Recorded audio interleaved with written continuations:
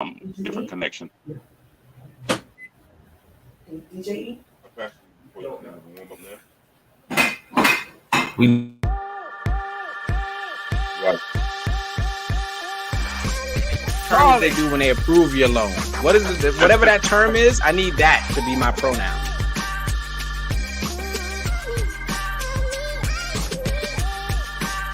My girl can go out to one ladies' night. That's it. You can go back with a rule book and everything. And then what's coming to me? And then,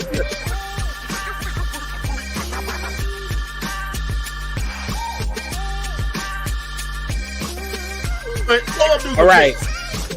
Are y'all gonna kill me if I say, do we throw Michael when he got the skin color change? Nope, I demand it. Nope, I'm walking off stroke. I'm walking off as a stroke. He has a No, disease. it's got to be a stroke. No. Yeah, thank you. Yeah. I was just asking a question. First of all, dollars for a stadium to be built outside of Buffalo. We have to talk not about just individual behaviors, but about the system, right? Realize that these credit bureaus, there's nothing federal about it. So for the believers, it's just like I have to believe, the God in her, just like she has to believe it in me.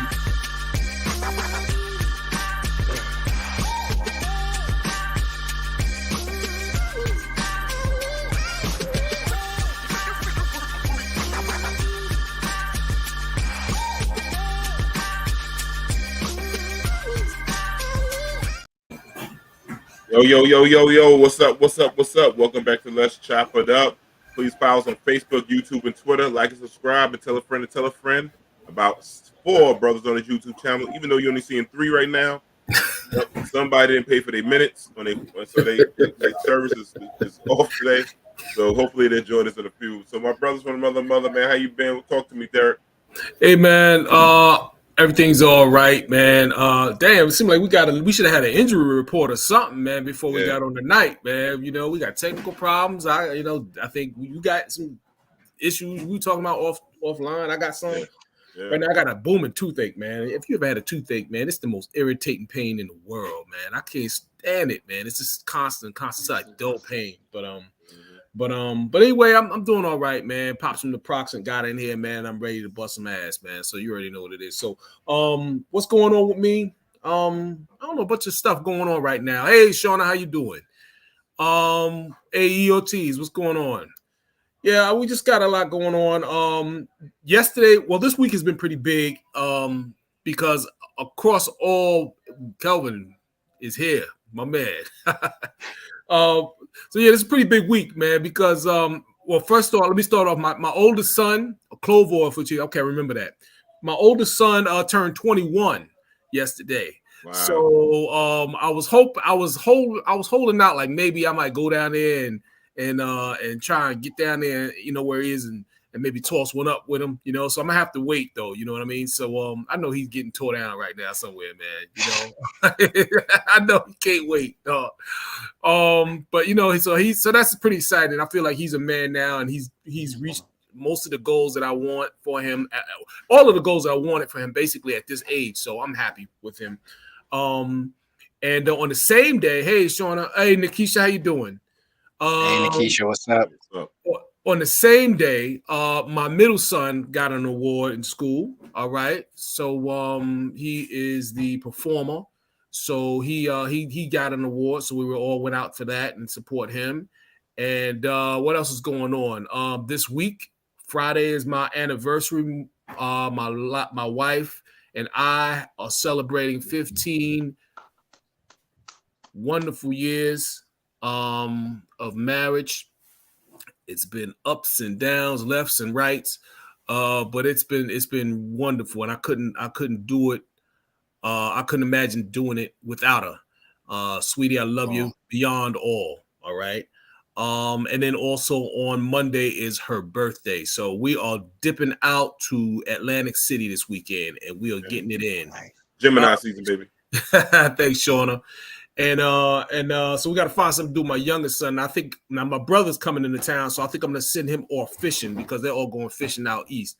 So with a good friend of ours, he's got a charter boat, and he takes people out. So I always wanted to kind of connect with him and do it. So I'm going to miss that, but I'm going to send my son in my place. Thanks, Reese. How you doing? And thanks, Marsha. Yeah, so I'm going to send my youngest son in my stead, and he's going to really enjoy time with his uncle and my friends. And, and he's kind of leveling up right now, man. You know, and I can see it happening. You know, the boxing and everything is coming in. You can see his little manhood coming in and everything. You know, it's a little budding manhood. You know, he's feeling himself a little bit. So that's coming along. So that's good. And I'm here, man, once more, man, to do this thing with you guys, man. Love you guys, man. Love everyone. And let's do it, man. Damien, what's going on with you, brother? Talk to us. What's up, everybody? I'm happy to be here. Glad Kelvin could make it. I know you had technical difficulties, but I like to see you persevere as everybody else. You already know. Thank you, brother. Appreciate you, man. I'm doing okay. Feel bad that, LeBron James and the Lakers got swept. I'm a fan of LeBron James. I think he's a great player. I don't like the press that he gets and the way they follow him, but they do that to a lot of athletes. But shout out to the Denver Nuggets. They earned every bit of this championship bid. They proved themselves right now to be the best team that I've seen in the NBA this playoffs. Yeah. And the Miami Heat has proven to that it don't matter. They gonna play like they play. So if you don't show up to play, you're gonna get beat. And they've been doing that since the beginning of the playoffs. So they look like the two best teams. So if they meet in the finals, it might be worth watching, which is very interesting when you think about Denver versus Miami as opposed to Lakers versus Celtics, right? I'm sure the NBA was like, if we could get another Lakers versus Celtics, we gonna sell out everything. They could triple their prices and it will still sell out just off of the legacy alone. Anyway, I don't want to take too much time in sports. I know we'll get into that. I'm doing okay. I got some good news today as it pertains to some, personal endeavors, business endeavors, work. I'm working through some things at work too, hoping to make some good progresses there. So I'm in this place where I'm making progress every day. And I think that there's a lot of people who don't take a moment to actually acknowledge that moment, that phase of the journey that they're in. So I think everybody who's in that process of, I got these 3 things out of the way today. I got 2 things done. Let me just, take pride in that and keep going because it's a marathon. I was talking to somebody about that earlier and it made me think of Nipsey Hussle, that the marathon continues because I feel like I'm in the middle of a marathon right now and I got to just keep going, keep pushing. And maybe I have some even better news next week. So let's see how the next couple of days go. But the man with the plan, and he don't have on a Jets hat today. Kelvin, what's up? You already know what it is. What's up, fellas? Started the day kind of rough. I had to go to a funeral for my cousin Eugene Jones. So, but he had a long life, 79, about to turn 80 years old. Thank you, gentlemen. So, had a chance to. So, please keep the Jones family in prayer. Also, I think about when we come on the show and we want to lift people's spirits, and I don't always want to come sounding despondent. I don't want people to think that I have, always come to complain. I don't want to be that person. With that said, I went to Costco the other day, right? And I ordered a TV, and one of the things that the salesperson told me that really made me decide to buy the TV from Costco is that there are people that deliver it will come in and install it. And you just buy the bracket, they'll come in and install it. And I thought that was a great selling point. Mm-hmm. Of course, until 2 days later, when the delivery man told me they don't install at all. It's not their procedure. They don't do that. And all they could do is just take it out and leave it in the box on the floor. And I will say that Costco, to their credit, called me immediately at 7:30 in the morning to say they apologize. This is Costco.com calling me, not Leroy Jenkins, who was in the store telling me this erroneous information, And so as a result, I have a TV that's not hooked up, that's sitting on the floor, But, I want to change the way I look at things, And so what the guy did offer me, which was a nice alternative, that they would actually be willing to put the legs on on the TV, which I didn't know TV still had legs. So it's good. So I don't have to worry about all these features about space saving and putting it on the wall like it's 2023 or something. I get to go back to celebrate, Happy Days and stuff, put the TV on the floor with the legs on it. So, I feel pretty good about that. But other than that, I'm enjoying the playoffs. I was glad that Boston getting swept because you just don't. That's a good point, Marsha. I know your style. That's a good point. I was really, really glad that the Boston won because it looks bad for the conference finals to both get swept. Now, I want to ask this question really briefly. Damian, my nephew and I, and another Lakers fan, constantly, and they're bigger LeBron fans than they are Lakers fans, they constantly bring up Jordan getting swept by the 86 Celtics and things like that. And the idea is, regardless if he scored 63 points, he was still on the team. So they led him. So does this make it a negative for LeBron getting swept at this stage of his career? Although he played out of his mind, he played on a bad leg. Does this change anything? Not to me. Because the ammunition they use against Jordan. I don't think it should, because when you think about the truth about sports, it's about the team. And basketball is one of the few sports where you can have a transcendent player that can kind of carry you. But that's not what they say about Jordan when he got swept and it took 7 years to win the ring. Huh? They don't say that. They don't use that. They don't even mention Jordan getting swept. Who mentioned Jordan getting swept? LeBron fans. In the last decade. Right. LeBron fans. But every pundit on TV, every outlet, every ESPN whatever, they all talk about how Jordan was 6-0 with no 6. And it's like, so he only played 6 years in the league. That's all we know. We don't know nothing. But I just look at it and I just say, like, everybody's no one won every year. People lost. People get swept. Honestly, if you look at how LeBron played on a bad foot, and then you look at some of the healthy players on that team, you be like, how did they make it to the conference finals? All right, check this out. I gotta get ready to kick it to the point guard, but I just want to ask this question: is it important for you that LeBron be recognized as a player better than Michael Jordan? Is that important to you as a fan of his? Not necessarily. Okay, it's a subjective conversation. Just because I believe it, don't mean it. I don't want anybody else to be like, you are wrong if that's what you think. No, I got you. That's fair. That's fair. Right now, I got to kick it to the orchestrator, the devastator, the scroll master, Flex himself in person. My man D. What's the deal? What's the deal, man? First of all, you messed up by not coming to me because always got the hookups on everything.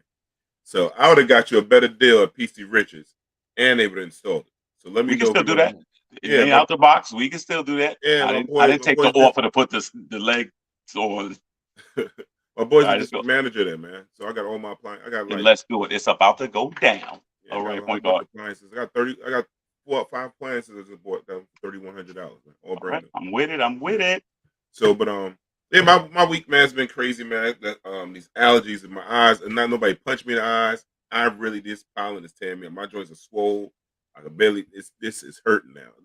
Somebody said that because New York, when Bloomberg era, ordered all these male trees because people complain about all the leaves when they used to have male and female trees like regular nature. Since now they got all these male trees giving their jizz all over the place and messing us all up. Like, so they messing serious, man. They got all these guys busting off on all of us, and now my eyes are all fucked up and shit. You know what I'm saying? So now these trees came in my face. My eyes, my nose, my mouth all fucked up. You better watch it. I'm telling you, watch out for LBG tree. They got a committee. I ain't saying about them. I ain't saying anything.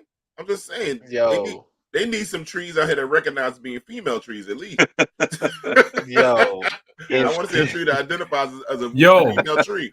You know what I'm saying? Useless trivia. I just found out about that. Most of the trees in New York are male. Yeah, I'm telling you, man. That's like 75% of the male. You know what? I just found out. Man. I just found out that I should have failed science because I didn't know there was male and female trees. I ain't gonna front. Thank you, Kelvin. Know. Thank you. All right, thank you, Damian. Let's stay together, brother. Don't let them divide us. We just failed. We quit science. Bloomberg, they put all these trees on my block. Them new, they start shedding in January for some reason. I mean, not January, in June. and they give up this bad smell. So now, they just planted those? No, these about 20 years. This is I remember when they did those. They put the cheap trees. The trees was low budget trees. So that's what they put. Damien, they put the cheap trees in our neighborhood. That's what's happening right now. For real. The tree pollen was at 100%. Trees were growing all crooked.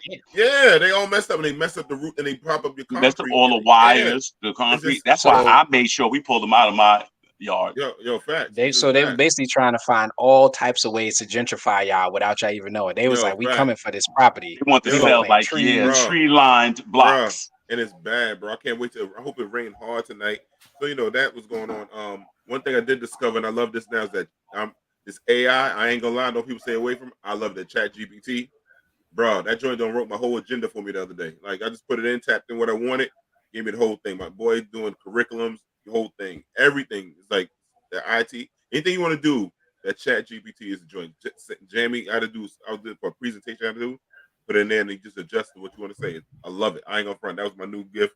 And last night I had a ball. My man hit me up. Went to go see Busta Rhymes at this private event. That's it. Hands down, ain't nobody ever let's see Busta Rhymes on the live show. Harris one is the closest one I could give to it. A one-on-one, not a group. Busta killed it. Split Star was mad cool. Was backstage with mad cool. Shout out to him and his fiance, newly engaged fiance and stuff like that. And we had a good time last night.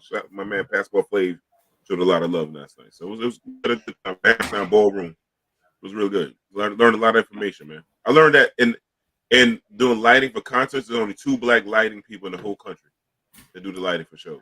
I met one of them last night. Yep. Sister named Noel. Only 2 in the whole country, bro. Really? Yeah, man. Give it that was dope. I was like, it was a good night last night, man. Let me ask you a quick question because something's really ignited.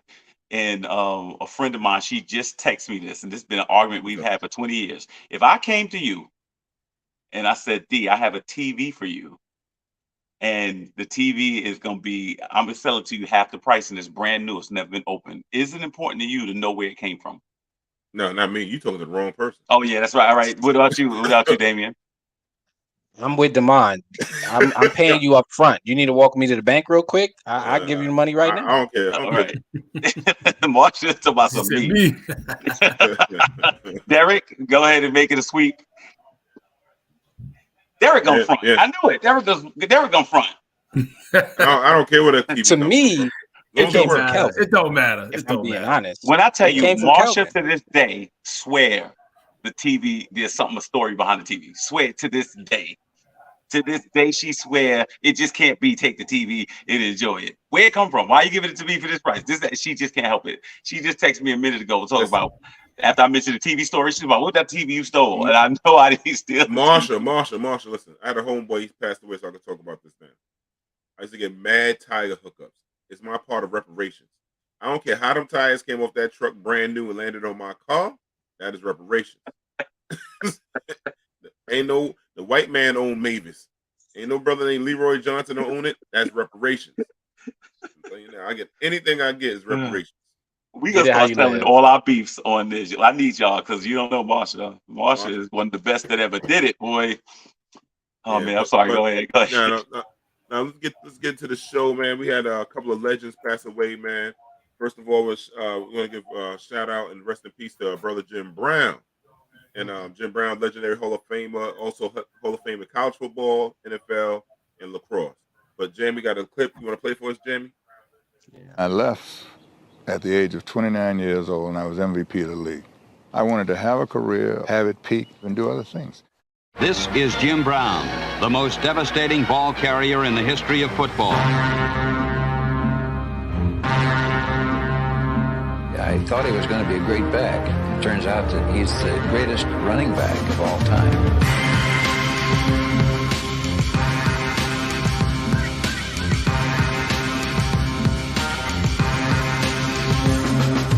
You test yourself in every way, stamina-wise, mentally, courage. Jim Brown, the greatest running back that has ever breathed. He had great balance, he had great speed, he had great size. At 235 pounds, he could run 100 yards in under 10 seconds.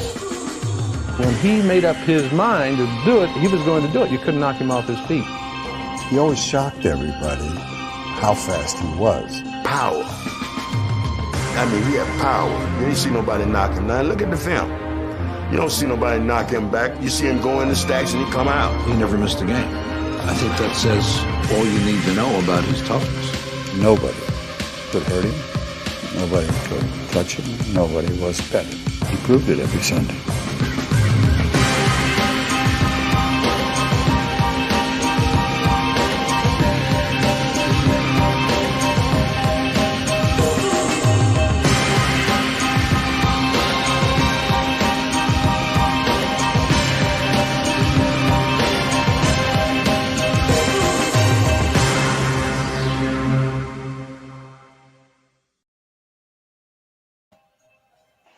Sleeping Power, Jim Brown, civil rights leader, Rest in football peace. player, Rest in Hollywood power. actor.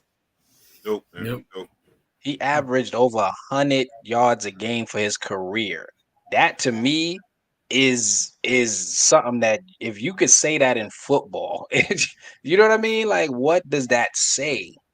You know, like what does that mean in a foot? That's like video game type stats, right? Like that's Tecmo Bowl.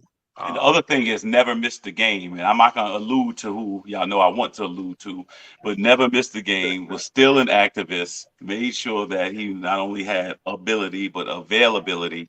And, you know, definitely cared about the concerns and issues plaguing our community. So it's arguably the greatest football player to some people to ever live.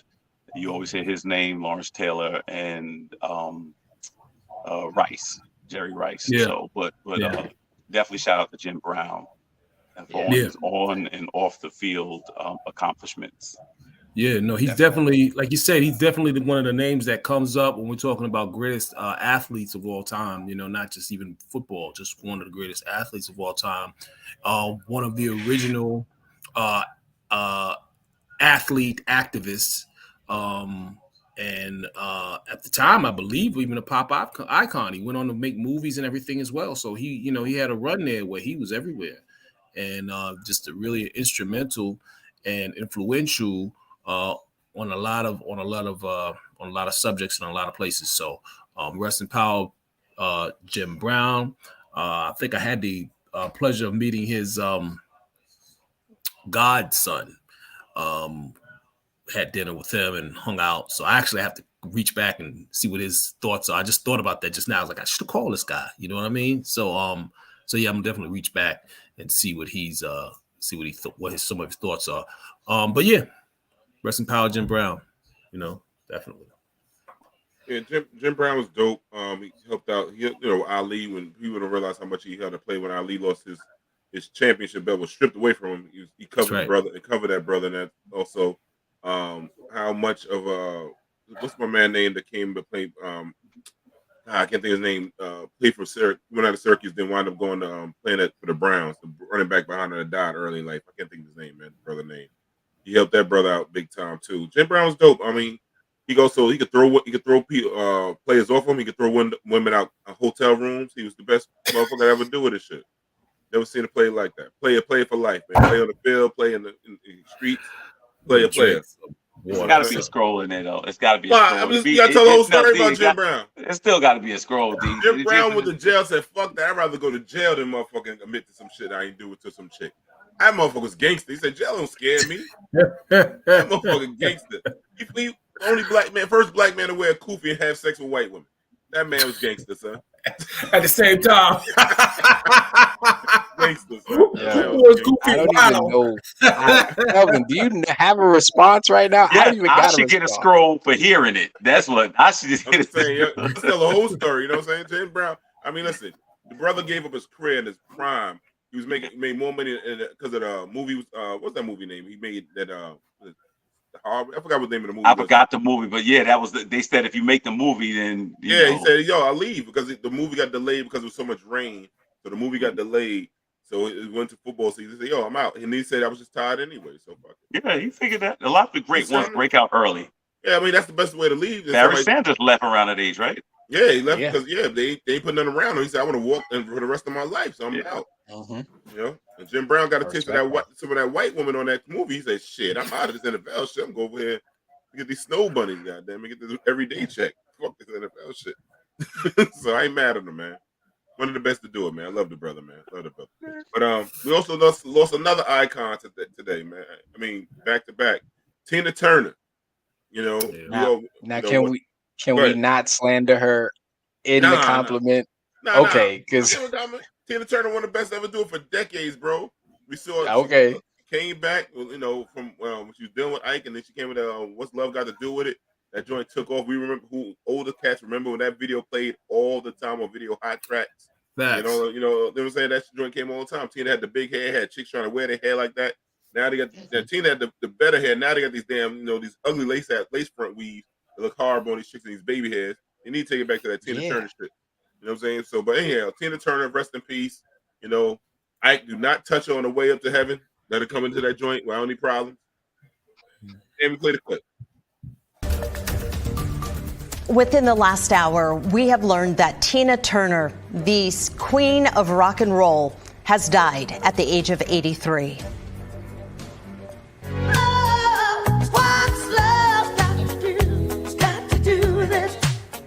One of her many, many, many hits. In a statement, Turner's family said she died at home in Switzerland after a long illness. Her influence on the music industry stretched across decades, inspiring artists like Mick Jagger and Beyonce. She was the first woman and black artist to appear on the cover of Rolling Stone. Turner won 7 Grammys throughout her career, and she received the Grammy Lifetime Achievement Award in 2018. Again, Tina Turner passing at the age of 83. 83. Yeah, man. Hey, somebody watching the background noise. We're getting background noise in the mic, though. I just want to tell you that. A lot of background noise coming back. Some replays playing back. No, I think she was an icon, and I remember a performance she did with when she and Beyonce performed together, and it was kind of like she had that she was the first, I guess, Beyonce as far as the energy and the physique and all the different things, known for great legs, and that was the thing about Tina Turner. And such a great movie. It's so interesting. You see a person like her. I think, you know, you see in the movie she had an issue with the church. She wound up becoming a Buddhist. She had an issue with Ike and wound up marrying the dude from overseas. Had an issue with America and wound up in, Europe. And then, so I mean, one thing about Tina Turner, she wasn't gonna sit there and get burned twice. Like if you did something wrong to her, she made that move. But I love the way she reinvented her career. And many of us had a chance to go and see her Broadway play this past summer. Thanks to the point guard extraordinaire. And so we had a chance to see it. And she was, excellent story and excellent performance. Yeah. And ironically, they closed the show. And, art imitates life sometimes. And, so the showbiz antic showbiz phrase used to be leave them wanting more. And so she did that and she left the stage. And so definitely rest in peace to a wonderful, wonderful, great musician. And unfortunately, I don't think this era will have many people like that to claim of their own. So I'm glad we grew up in a time where we enjoyed great performance and great music. Yeah, you can't do that now. It's just again, it's just the way we consume media these days. You just can't have this. I think the megastar and the classy megastar who leaves so much to the imagination. Like, when we used to, our stars, so much of it was imagination. I wonder what they're like, and I wonder this, that, and the third, and any little piece. But now it's just all out there. So I don't think you can have that same mystique that they had back then.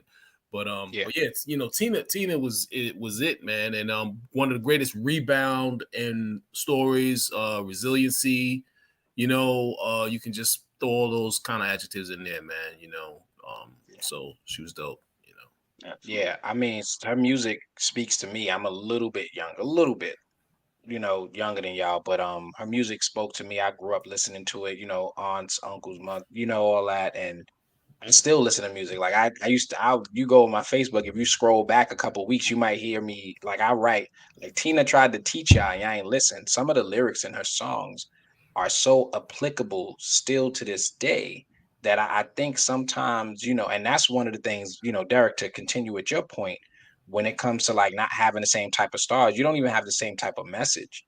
No, and I think that it's not even about how we consume music, because if something is quality, we're gonna consume it. I think it's how it's provided.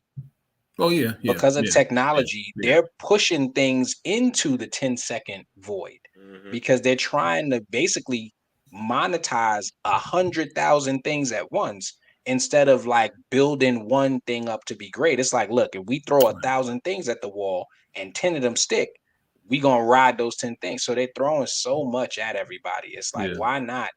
They say artist development is no longer a thing, right? That's right. Yeah, it's real. And those are people who had to go through the ups and downs, the bumps and bruises, and triumph. Nowadays, respectfully, most of the people they make one song that's popular, and for some reason they're a celebrity.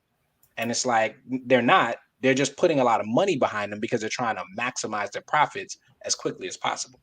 So it's just how it's provided. You know what I mean? Like they're providing us the microwavable experience. And that's what we're used to. Yeah, no doubt. That's what we want now. So I guess because that's what I don't know if we want it. I think that's what they're giving to us. I don't hear a lot of people saying, just give me 10 seconds. You know what I'm saying? Like people want to go to the 2-hour concert and see the artist go through it. No, we just gonna give you the emailed version of the video. You shouldn't the sound bite. Yeah. Well, rest in peace, Tina Turner. Rest in peace, Ike Turner. You know what I'm saying? Hope they got peace finally. I'm just saying, man. Listen, I met Ike. Ike was a good dude, man. He still got that pin in him, but he was a good dude, man. I don't feel anybody. I know. I'm just saying. Like, get a man. He's dead, man. Get a man. You know what I realized? You haven't on this day. You haven't scroll withdrawal. You trying to see? He's trying to go cold turkey, but he feeding for it. Yeah, I love Tina, man. I love Tina. Kelvin, no, that play was dope. Tina was dope. It was. She's an icon, man. She's an icon, man. So. I have to agree with Kelvin because you said tree jizz. So I'm like, I didn't even, I have a vivid imagination. I'm even good with words and never even heard of that. Like he's on it right now. That's just all of look at it. Hey, your eyes. Give me the facial, son. That shit give me. I come outside. That shit's like all over my facials every day. Put the video, please. Do you? Yeah, right, man. I met Ike Turner out in Beverly Hills, man, years ago, man. He was going to Hugh Hefner party. Kicking it. Cool dude, man. That's another story. Cool deal. That was funny. I know Jamie said we got a guest coming in. I'm not gonna go into that story. But Ike Turner. Yeah, you can't say Ike is kicking it. You got to be literal. Anybody, when you get a chance, go to the Ike Turner interview on YouTube with Arsenio Hall. And that's all I got to say one time. And that's how Ike, funny dude, man. Anyhow, tonight we got a special guest, one of my homies from the dirt. She's phenomenal. We play her commercials all the time on the show. She's out here trying to heal people, help people reach their goals through holistic psychotherapeutic medicine. I hope I'm saying that right. My tongue is all messed up and shit feels swole. Pause. But anyhow, so my dear sister from another mister, Serene Prince. Jamie, can you bring her in, please? Serene, what's up, baby? What's going on? Good evening, everyone. Good night, I should say. How y'all doing? How you doing, sister? How you doing, Serene? I am blessed. I'm so happy to be here. I believe I was here the first time was during the pandemic, right? Yeah. And so for those that don't know me, my name is Serene Prince, born and raised in Southeast Queens. I'm a holistic psychotherapist, a licensed clinical social worker. I'm licensed in New York, New Jersey, and Florida. When I first came on here, I was only licensed in New York, but since then I've added on 2 licensures. Yes. When I was on here, I was just solo. Now my practice has grown. And I just want to say thank you to you all, to all you kings, you and the team, and the engineer behind the scenes, Sam, who have been supporting me all along the way. And with your support, I know I could have not gotten this far aside from the blessings of the Almighty God. And I am just really, really blessed and happy to be here with you all. Yes, thank you, sister. Thank you. Your business is growing. They need you in Florida because Florida man is out there and he got some problems. I'm trying to connect with them. I'm not sure how to get there, but I'm here waiting, yeah. Serene, I gotta ask you a question. I'm sorry, and this is gonna. I hope this is not foul, but and maybe this has to do with age. There's this, I guess, different point of view. I have nieces and a nephew that are all in their 20s and 30s, and so one of them is kind of in your field. And just about every conversation leads to mental health. And then you have people like myself that's a little exhausted because I think while there are many people with mental health issues, I think now there's this narrative that everything that goes on or that we dislike is some type of trigger or something like that. Is there some type of happy medium or balance? Because people like myself get accused of not taking mental health serious. And then I guess people like myself accuse the current generation of using it as some type of, get out of jail free card or crutch or something like that. Yeah. So it's funny that you say that. I kid you not. I was thinking about that earlier today. And so sometimes, when I meet with clients, they come to me and they say, I want to change, I said, well, you are meeting with me and we may discover that there's some things that you're experiencing, your symptoms. I'm looking at the things that are impacting your life and in a way that is impairing your functioning, right? So that could be the way that you're showing up at work, maintaining your hygiene. If you're noticing patterns in your relationships, they're not working out, the way that you're interacting with family members. And I said, you may discover that you're a wonderful person and you may discover that you're an asshole. And mental health ain't got nothing to do with it. And there are just people who have certain personality or characteristics and you're an ass. Yeah, thank you. And I'm not going to therapize it, as my niece calls it, so like it is what it is. And so I would say for me, being a therapist, I think is second nature. Even though I'm just interacting with someone, I would find that I'm in a space just there, not asking anyone any questions, and they are pouring out themselves to me, right? So there is an aura, right? And yes, I do recognize that there are triggers, and I do recognize someone's just an ass. It ain't got nothing to do with mental health.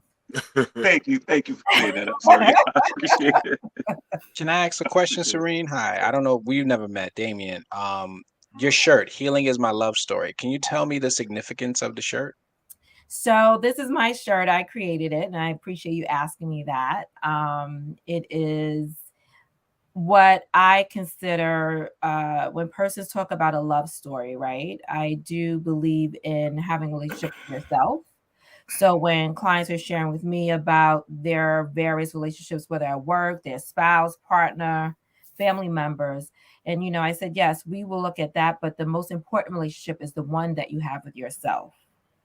And there you will discover whether or not you are the cause for the conflict, or you are just not, your boundaries, right? Your boundaries are unhealthy.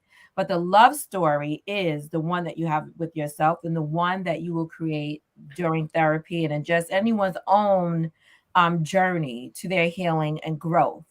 And that is a story that no one can ever take away from you because you're at the center of it all, right? And you are deciding how persons and things are engaging with you and how you're engaging with it. And so in a nutshell, that's how I came up with Healing is My Love Story. And it's not linear and it's continuous. It never ends. It's not you come to therapy and it's like, I want to heal. And I'm like, that's not how it works. Life sucks. Life be lifing. There's nothing that we can do about it. There are unexpected deaths. There are horrible deaths, as we all have been saying. There's, traumatic things going on. Your car tires burst, all kinds of things. Life happens. And So there are moments where you may enter in mental health services or in treatment. You find that you no longer need it. You're good. You're thriving. A few years later, you end up calling a therapist because you're going through these situations, right? So it can look like infertility. It can look like a loss of a child. It can look like, as we know, the pandemic, but still things are happening. It can look like a divorce. It can even look like I'm getting married and I never thought I would be here and I'm really anxious about it. Yeah. And so, you know, healing it never stops. How does someone know they need a therapist? They know they need a therapist when the symptoms that they are experiencing is impacting nearly their day to day, or at least several days out of the week. So that can look like someone who's having sleep deprivation or disturbance in their sleep. They're noticing that they're losing sleep several days out of the week. Or they may start to notice that, you know, that cocktail that they love is not hitting them the way that it used to. They may start to notice that they're feeling more anxious when they have it, or they're becoming belligerent afterwards, and they never used to be that way. Clients who smoke marijuana are recognizing that it's not hitting them the same way anymore. They're realizing that they're starting to have not so much psychosis, but their behavior is changing, or that they're requiring more than normal. Or persons who may realize that they're oversleeping or just not desiring to go out or engage with people the way that they normally would. And so that is when you realize that, you know, there's something going on here and I really should be looking for mental health services or treatment or speaking to a mental health professional. One more question. Okay, well, what's the difference? What's the difference when somebody says, "I feel like I suffer from anxiety or depression"? What are the signs? What's the difference? Right. So I am a believer. My theoretical framework is that the anxiety is the foundation of it all. There is nothing wrong with anxious or anxiety. There's nothing wrong with even depression. Right. Those are normal feelings, emotions. You're sad about something and it may have you it may have you down for a week, right? Or you may feel anxious about something, whether it's, maybe you lost your job. It is a normal reaction. Anxiety is when you tend to have these negative thoughts about something. So it could be like, let's say you started a business. Like I started a business. I had a lot of anxiety surrounding that. It was wonderful, but at the same time, it was something I was venturing in that I had no frame of reference for. So I was just like figuring it out, reading, learning, talking to people. And the anxiety had took a lot in me throughout the week at the very beginning stages, because I really was trying to figure things out. And so I realized that I was becoming anxious. I was worrying about whether I'll be able to pay my bills. I was worried about whether I would be successful. I was worried about, whether I'll be able to grow it and sustain my staff. And so with that, I contacted my old therapist and I connected with other Black women who had their own practices. And so with that helped me to relieve some of the anxiety that I was experiencing. And so that is a common anxiety, right? Then when you speak of anxiety that someone may have and they're unsure about where it's stemming from, understand that there are several types of anxiety. You have generalized anxiety disorder, you have social anxiety disorder, and so those are very much different. And so you may find someone who realizes that as they're going into social environments, their heart is starting to beat really fast. They may start to feel hot, tingly. Their head starts to feel really heavy. They feel woozy and they feel as though they need to retreat. And when they go home, they're feeling much better. They're not having, that significant heart increase. Now, depression can look similar to that, but with depression now, this person is in a state of sadness, despair, more than 2 or 3 times per week. And it's to a point where the depression is either causing them to also self-isolate from other people. It may cause them to not want to engage in certain things. They may not have an interest in the things that they used to. So maybe they used to play sports or take dance class or whatever have you. And then they completely stopped doing that and lost an interest for it. So it's one thing to not want to do it, but then to not feel interested in it. That is a sign of depression. Can I ask one question as well? I think, and this is something I've experienced, so I just want your opinion on it. So there are a lot of, and I'm sure you know, armchair psychologists. And I lost my mother when she was 52 years old. 9 years later, my sister, 34, on her way to work, passed away unexpectedly. 9 years after that, my father, 61, passed away. So people would tell me, you need to go talk to someone, because that's too much loss in too short period of time, and that's not normal. And my personality always used to be one of levity. And I always like joking. I like, hearing people laugh and things like that. And people are like, you're just using that, deflecting the fact that you're going through pain and stuff. Now, I don't feel that way, okay? But it's like people now determine what they think is wrong with you based on how they would handle situations. Is that a fair assessment? And if it is, what do you think about that? Well, I come from a place where I do not force anyone into therapy. So I've had most of the times, a Black man may reach out to me because their spouse or their partner says, you need to go to therapy, or I don't know about this relationship, or it's, and so I would ask them, are you here because someone told you to be here, or are you here because you want to be here? Sometimes it's both. And sometimes it's like, no, I'm just being here. And I'm just trying to try it out. And I said, well, you don't have to be here. I don't believe it works if you are forcing yourself to engage in something that doesn't feel comfortable to you. Now, unless you are at risk for harming yourself, if you are having intrusive thoughts of killing yourself, if you are self-harming, if you are misusing substances or showing an addiction. But if I don't know the situation, but if you are saying that you feel fine with it, that's up to you. Because if in fact it is impacting you, it will show up. It will show up in different ways. It will actually show up in your body, because your body holds trauma, it holds pain. So you will start to notice that you may have certain ailments that are not explainable when you go to the doctor. You may notice that you're having headaches, or that you're experiencing chest pains, and it's usually happening around the same time every year. That's a strong indicator that you are experiencing mental health concerns, but it's showing up in a physiological way. Got you. Okay, thank you. You're welcome. I got another question.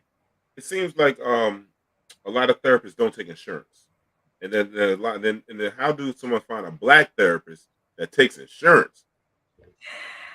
We don't have enough time.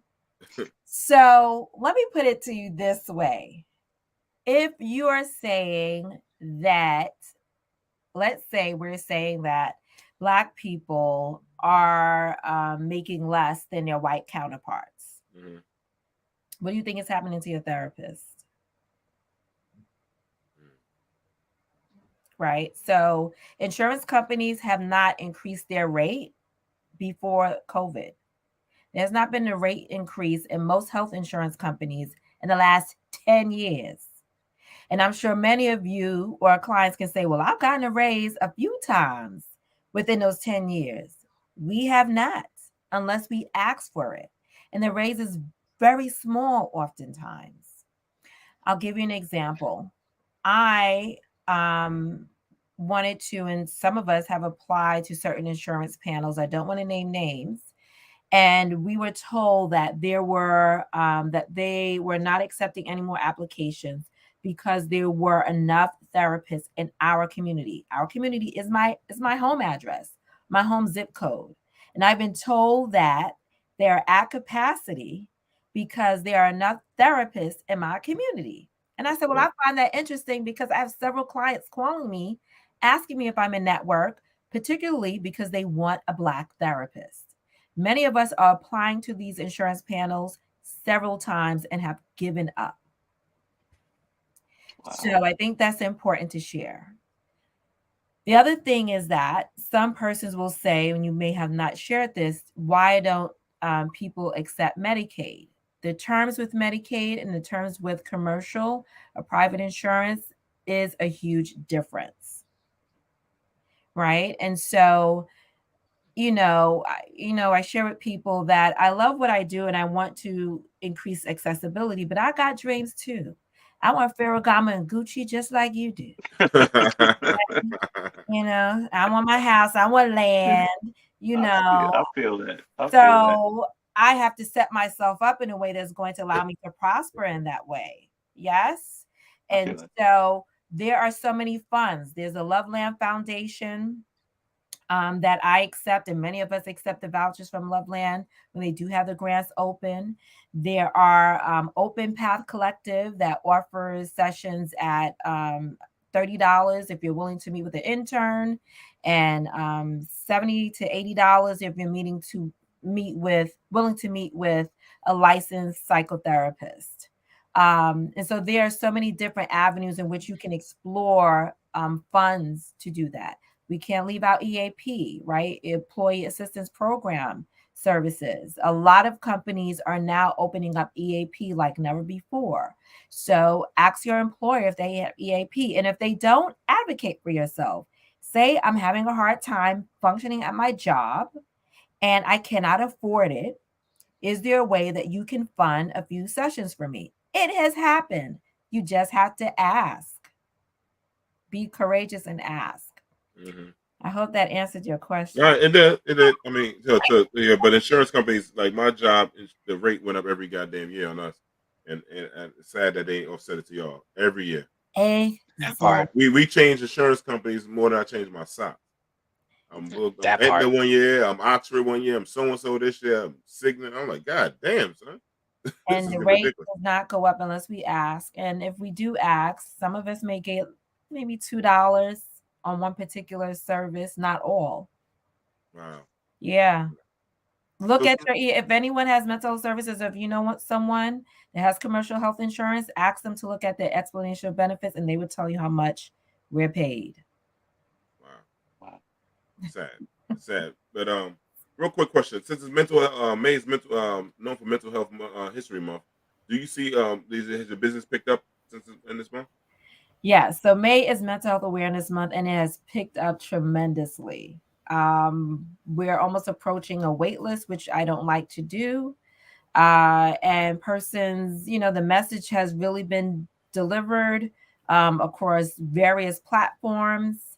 Some persons are recognizing it. Some people are, they're kind of curious about it. They want to know what it's all about. And I do want to share that even prior to this month, because I know oftentimes we talk about that there's not enough Black therapists, there, health insurance.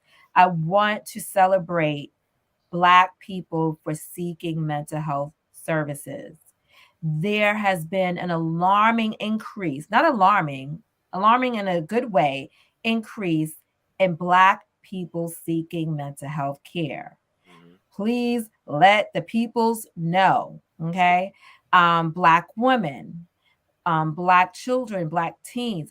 Black teens are emailing us by themselves seeking therapy, and they are very clear about the support that they need. Black teens are seeking therapy because they're going to college and they want emotional support for this transition in life. Black men are seeking mental health services because they are ready to heal and recognize that they have not dealt with a lot of their own childhood traumas. So, I think it's so important that, because if you look it up, you probably will see, the disparities in Black mental health. And yes, that is true. But those messages can also be a deterrent for someone seeking mental health support because they may feel, well, there's no one out there. And when I go and I do speaking engagements and I share with people the number of resources and I pull up my people's, because I got a network, there's a whole network of us. And I'm like, here, you can call this person, this, but they're like, where are these people? I'm like, we're here. We are here waiting for you. And so, you know, it's just really important to take your time and don't let one experience or someone share their experience to be your experience. Right. And so I just wanted to share that because that's really important. I also want to share that when we talk about, and I think we're still talking about the pandemic, I also want to talk about the policies at the workplace, right? I did a column for someone and I was sharing with the company that a lot of companies have not shifted their policies. And the reason why I share that is because some people are working from home and they're experiencing sexual harassment or just harassment from their director, their supervisor. And so if you look at your policies more than likely predate the pandemic. It needs to be updated. It needs to be updated to include harassment and digital harassment. And it also needs to include mental health supports because persons are self-isolating. And that really impacts one's mental health. Well, speaking of that, we spoke to you during the pandemic. So what I want to know, your opinion after the pandemic, I've noticed some changes. One of them is somebody got money for fireworks to start shooting fireworks all the time, especially in the winter. Okay. So I want to know why that's going on. And then in New York, nobody can buy food, but everybody can buy a gun. So everybody got a gun and everybody shooting everybody. And so right now, we're, I guess, in the early stages of seeing the effect. People you're talking about with dogs, that the dogs are born in the pandemic. They don't know how to get along with other people or dogs and stuff. So right now, what are the early signs you're seeing the residue of this pandemic so far? Because it doesn't look good in this neighborhood.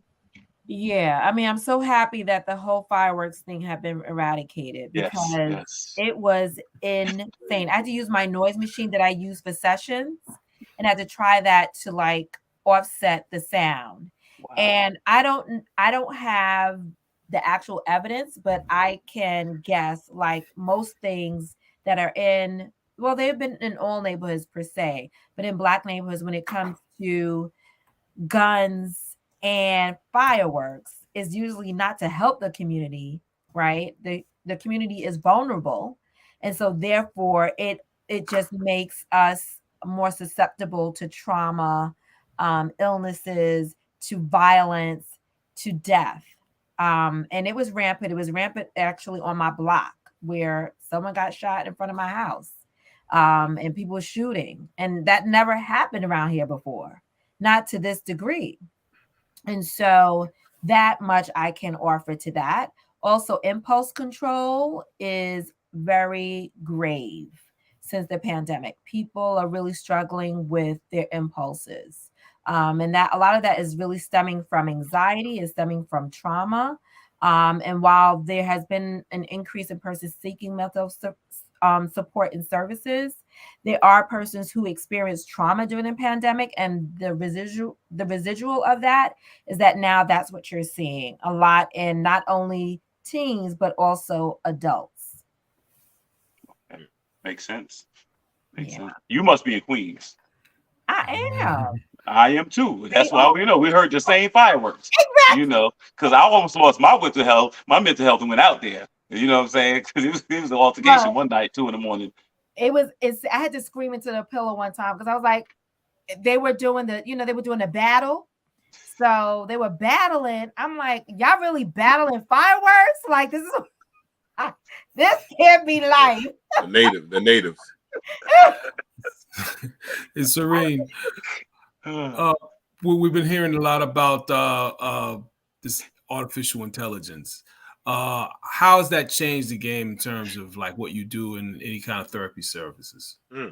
So AI has already entered into mental health, and some companies and clinicians are using AI. I do not use AI. I don't want to. I won't say that I would never use it, but I'm not interested in that. And so it does allows someone who's seeking mental health supportive services at 2 a.m. in the morning to have a session with AI who responds in a very compassionate way. And so it doesn't allow for there to be that authentic discussion the way that many of us would have with our clients. But some persons find it satisfying. And I know that many persons, whether it's in mental health and other industries, are wondering about the loss of their jobs because of AI. It is a very real thing, and it helps with people writing their reports and all kinds of stuff. So you don't know who's really writing the report, whether it's an actual person or some bot or whatever they call it. I'm learning about it. I think I actually have a training scheduled next month because I do want to keep abreast of it and I do want to stay in the now. And so, I'm going to learn about it, but AI, I don't know. Yeah, I'm with you. Yeah. So Serene, tell us, you heard you got a new ebook out? Yes, so I have a digital journal. It's called Reflective Journal. It is made for women. It's on Etsy. If you go on etsy.com/shop/with Serene, scrolling on the bottom, $10.50. And I'm also having a free online Zoom women's group to reflect together, to reflect in community. It is a variation of a therapeutic tool that I use with my patients. But I had, took some things out to make it more of a self-help and self-use. But it really is helpful in reflecting and looking at one's thoughts and behaviors and interactions, whether it's at the workplace or with your partners or at home. And it's really a way to begin to reflect and look at where you've been doing well in and where you may need some areas where you want to improve in, as well as, goals for yourself in terms of your finances, your health, your love life, et cetera, et cetera. And so I'm hoping people will download it. It is instantly downloadable as soon as you purchase it. It's on sale. And you automatically gain access to the free online women's support group. So we're reflecting together, reflecting in community, and that's on June 1st at 7 p.m. Eastern Standard Time. Thank you, sis. Thank you so much for coming on. Sis, we love you. We need more people like you in the community. Help the brothers out. And this, we're gonna have to help you advocate, get some damn insurance because I can't afford it y'all right now. I got issues, goddamn it. I do accept insurance. Aetna, Cigna, United Healthcare, Optum, and Northwell Health employees. And I will soon be accepting Fidelis. Stay tuned. I gotta look at my car. I think I got Optum. All right. I gotta figure it out. So anyhow, thank you, sister, for coming on. Thank you. Appreciate you. Love you, sis. All right now. All right. I'm in the middle. I had time to bust a freestyle. Oh, you just cut me off. Man. I was about to give you some bars. Crazy. In the nick of time, because I saw it. Hate on the flow, Kelvin. The flow is unstoppable. With you, I didn't know you heard that. I thought I was muted. Anyway, thanks for Serene coming on. Jamie, let's go to commercial. Play Serene commercial, bro. Jam.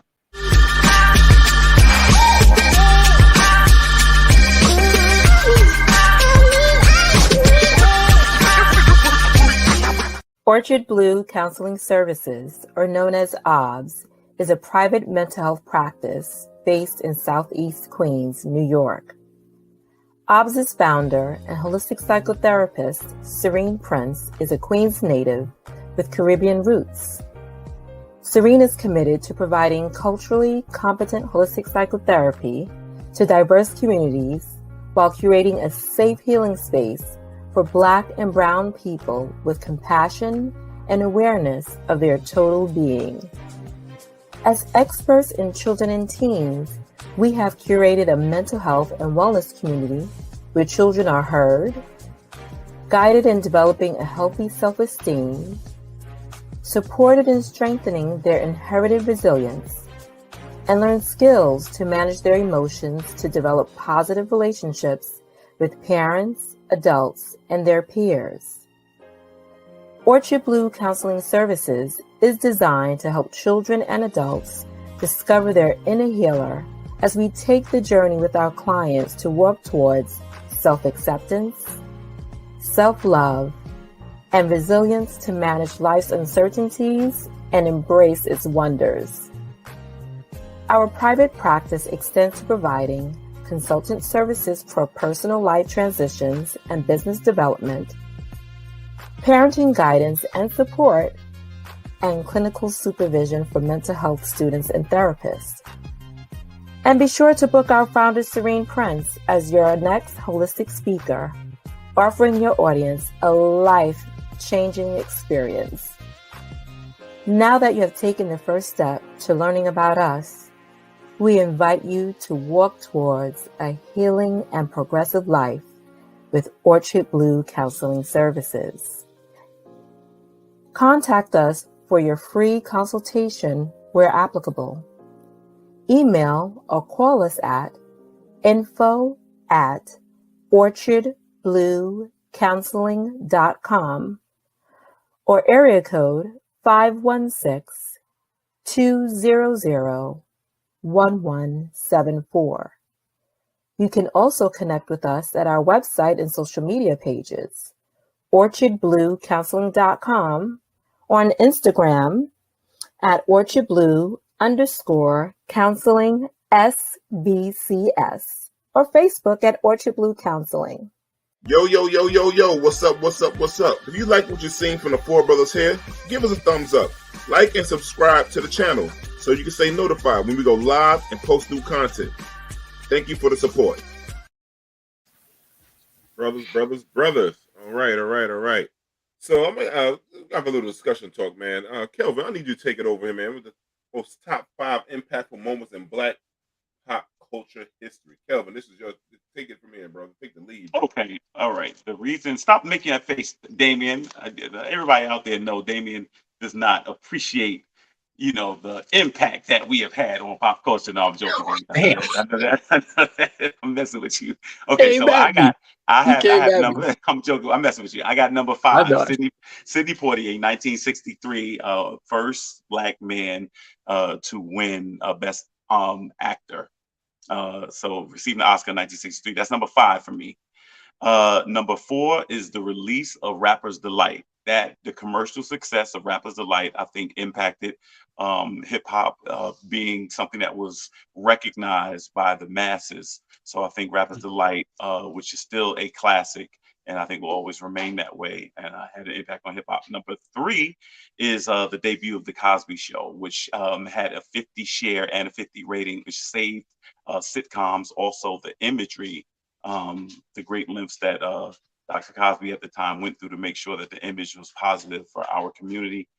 Just 16 years after the assassination of Dr. King, 1984, it debuted on NBC. And then number 3, I have Eddie Murphy's HBO special Delirious, because if you listen to anybody, whether it be Chappelle or Chris Rock or Kevin Hart, they always say that was the moment that they knew they wanted to be a comedian. And then number 1, of course, I have Michael Jackson, the Moonwalk, 1983, Motown 25, that sent him into superstardom. And also it sent, I think, a generation of dancers from Usher to Chris Brown to anybody you can think of will always say that impact that Michael had from that time changed their lives, and they're constantly revering and referencing those moments. So I think in our culture, I think those 5 moments were the top most impactful moments in Black pop culture in my lifetime and maybe beyond.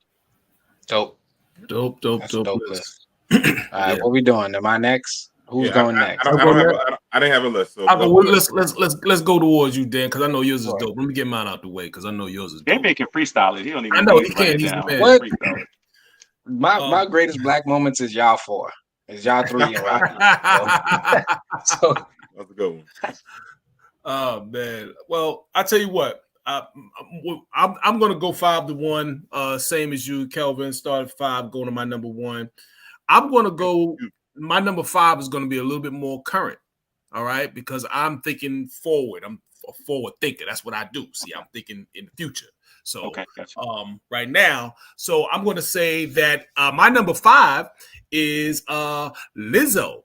All right, when Lizzo put her big black lips on that on that nice white man's crystal flute, and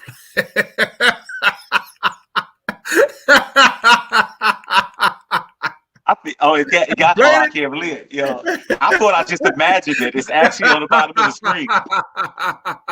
When I had my eyes closed, I saw it. She played James Madison's crystal flute. Now I'm going to give you dates on mine. See, September 28th, 2022. That was the day. All right. And I think moving forward, whatever she does, we can already see where she's angled at. She's, she's an icon of the marginalized or the overweight or whatever you want to call it, the imperfect, And there are people who see themselves in Lizzo. So they're going to go and they're going to remember that day when those worlds collide. And plus, it just made the conservatives just drove them batshit, man. You know what I'm saying? I remember they lost their minds when she played that crystal flute with her brown ass lips. Wow. Number 4. Number 4. I'm going to give you another date. Number 4, July 27th, 1984. That was the debut of Purple Rain. All right. Yeah, that's a good one. Prince, right? You know what, man? We already knew what that was, and we were all of age. So, Dame, you was a few years behind us, but I can remember back then. It was like, oh, when you got to school or whatever, did you see the movie? You remember how big it was? You know what I'm saying? Mm-hmm. So, like, it was huge. It was really huge, and he was just like the ultimate pop icon. He really just married like so many different I guess demographics and audiences together, so many genres. He was kind of like musically, he was sort of like James Brown meets Little Richard meets, I don't know, some rock and roll, some other thing. So he really did his thing, and that was huge. That movie was just huge, and it's still a classic, and I still watch it every time it comes on, So number 3, January 3rd, 1989, the debut of the Arsenio Hall show. That's a good one. Yeah, so we know he was our first black late night host, and we know how important he was to us and what he meant, and it was just amazing to see. And his show was just dope, man. There was nothing, the whole woo woo woo woo thing. We never saw that before. We was like, yeah, we see ourselves, the shit we do, So it was really good, man. And letting the dogs out, man. We were really with Arsenio on that. And what it was, Derek? He made us. He allowed the first chair to go to someone that people didn't know was Mary J. Blige at one point. It was Mariah Carey, where they couldn't get on Carson. So I think that was definitely that's good. Right. Yep, you're right. You're right. Yeah, a lot of people that look like us. So and they were important. So number 2 was I'm gonna go a little bit more. Now we're moving a little bit closer up. January 20th. It was a Tuesday, 2009. It was cold outside, freezing cold. Aretha Franklin was there. It was the Barack Obama inauguration. All right. And just goes without saying, you know what I mean? How important that was, how big a moment was. It wasn't musical. It wasn't necessarily entertainment, but it was just across so many things. EOT's good. Yeah.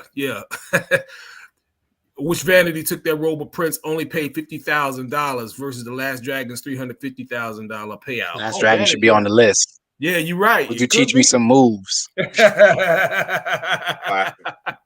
my joke. Leroy. Yeah, and kiss my Converse. Sorry, Derek. Please take it. I'm gonna get out of here with my number 1, which has got to be true because it parrots Kelvin's number 1. Which is, of course, Billie Jean, Michael Jackson, 1983. It was March 25th, 1983. Now, he actually, and this is the date that I'm giving you, March 25th. He did that on March 25th at the Pasadena Civic Auditorium. That was actually the first time he ever did the moonwalk. We saw it 2 months later on Motown 25th. All right. So when he actually did it, the date he actually did it was was early, was 2 months earlier.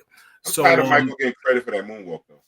Yeah, he wasn't the inventor. I'm so tired of it. It's such a fake false statement. That came from hip hop, b-boying. But he didn't say that he did it. That was the first time the world saw it at large. Right. He never said that he That's a invented lie it. though. Beat Street came out before that, bro. That's I said. That's the first time the world saw it at large. 18 people saw Beat Street. About those. Yeah, you crazy, man. He said 18 people. When Ice-T was on the screen, he invented it. Though. He never did. He said somebody taught it. Right? He never said he invented it. Yeah. Scroll just for trying to get fly. No, Scroll just for trying to. No. I'm with it. We thought Scrolls. Thank you, Damien. And every member from New Edition will tell you that Michael Jackson asked them to teach him how. I think Bobby Brown. No, you've heard a bunch of stories about that. The dude said that Michael would send him to the clubs because Michael couldn't go, and now Bobby Brown talking about he taught Michael the moonwalk.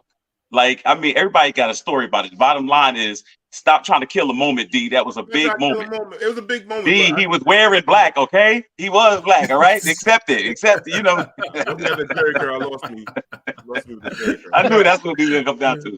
Man. What's up, Dave, man? What's going on with you, man? So if I'm gonna be honest, I struggled with this question because I was like impactful moments in black, and then I was like pop culture, and I was like, but there's a lot of moments, you know what I'm saying? Like we could talk about the 60s, we could talk about raising the fist at the Olympics after winning the gold. Like there's so many moments. We could probably do the top 100 and still not run out of like ideas. But I'm gonna go. But that's with every list though. Huh? But that's with every list though. Yeah, but for us, we got some moments. I have a dream speech. We ain't even, you know what I'm saying? Like, well, go with it then. Nah, it ain't on my list. Nah, I'm joking. I'm a hater. No, as long as Tupac ain't on there, go ahead, man. Oh my Lord. Overrated. All right. Yep, you on there. I'm a no, not at all. Damn, that sounds wrong. Tupac is great. Yeah, acknowledge that. I came across. I'm coming up on Tupac, man. I'm starting to give a little bit more props to Tupac than I did. You know, I'm gonna say this, and I'm gonna get into my list. I'll tell people all the time. If you look at the top 100 songs in hip hop, Tupac might have 2 or 3 of the top 10 or 15. Then you might not see him for the rest of the list, but he's in that top 15, and that says something. Yeah, he has a record overrated though. Go ahead, go to 5, man. All right, so sad to say it, number 5 to me was George Floyd's murder. It shook the world. It was worldwide protests. You know what I mean? Like, so that to me goes on the list. I know we could talk about that for hours. I'm not gonna get too deep into it. Number 4, I have Obama winning the election, not the inauguration. The moment we found out he won, I was like, I never thought I would see this. Wow. I was shocked. But most people, they was cheering. I'm sure there was a lot of people that got brand new phone numbers. They got laid. There was people pulling Jim Browns, sleeping with white women for the first time. I'm sure it was going crazy out there. So I put that up there. Number 3 is Rodney King. I think that moment is like, we just say Rodney King and people always like, they freeze for a second. Like, oh, I've seen it happen. Where they remember how that video looked. Like, I'm a kid watching that and I'm not really able to understand it all, you know, but it's you know, it sparked riots, right? The impact is like how people responded, and it still reverberates, you know. I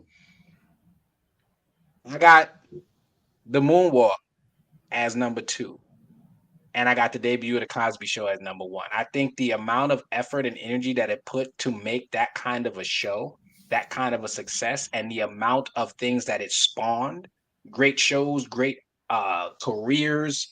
I put it up there as number 1. Now this list, I wasn't like trying to be like one is better than the other, but there's so many different things. But yeah, that's my list. And then honestly, all right, Damon, I'm gonna let you take this one. I had an honorable mention at number 6. I had the OJ verdict. I was gonna say that, but I just came in the list real quick. I was gonna say that OJ was impactful like a motherfucker, man. That changed curriculum in school. Yeah, you know what I'm saying. That OJ was everything. I just wrote a 5 real quick with you. I was talking about that. OJ was it. So now I'll get another 5 in there real quick. These are 2 titty ones. Janet Jackson titty getting popped out, and Little Kim showing to the wall with the titties out. That was very, very, very impactful. Very impactful. Changed the thing. Very impactful. I'm going with some positivity on this next one. Million Man March. Million Man March. Okay, that was good. Yeah, That's good one. That's a good one. Very, very impactful. Good answer. Good answer. Good Yeah, answer. man. I got some legit shit in now. Just came real quick. The day Biggie got killed, they still do tributes on March 9th to this day. Yep. Y'all know we celebrate the life instead of the life of the man, but I let black folks, we do what we do. Sometimes we caught up in nativism. Now, for some of y'all to remember how impactful this was, Snoop Dogg's album release. The lines were out of control for that one. I remember in South Carolina, I seen that line around the corner. I would say more impactful was the Thriller album, or should I say Doug Williams winning the Super Bowl? Thriller album, easy. Thriller album.